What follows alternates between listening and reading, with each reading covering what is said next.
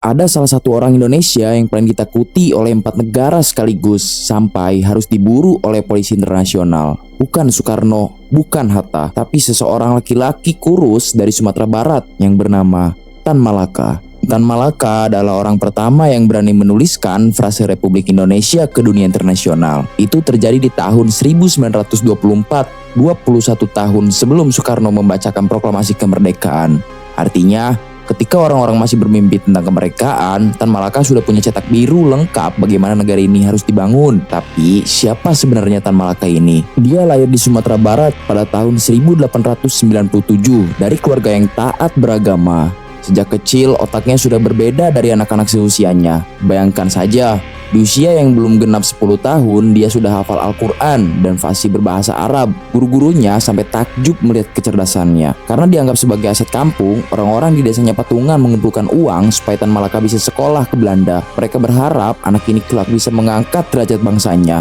Dan harapan itu tidak sia-sia. Di Belanda, Tan Malaka bukan hanya belajar jadi guru. Otaknya menyerap semua ilmu tentang politik, ekonomi, dan filsafat.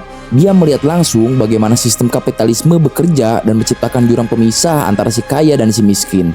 Dia membaca buku Karl Marx, dia membaca Lenin, dan dari situlah api perlawanan dalam dirinya mulai menyala. Sepulang ke Indonesia pada tahun 1919, Tan Malaka mengajar di perkebunan tembakau di Deli, Sumatera. Di sanalah dia menyaksikan pemandangan yang membuatnya sangat muak. Para buruh pribumi diperlakukan seperti binatang, diupah sangat murah, sering ditipu karena tidak bisa baca tulis, dan diperas tenaganya sampai habis di tanah mereka sendiri. Tapi Tan Malaka tidak bisa diam. Dia mulai mengorganisir para buruh dan nantang mengkritik kebiadaban kolonial Belanda. Akibatnya bisa ditebak, di usia 25 tahun Tan Malaka ditangkap dan dibuang ke Belanda.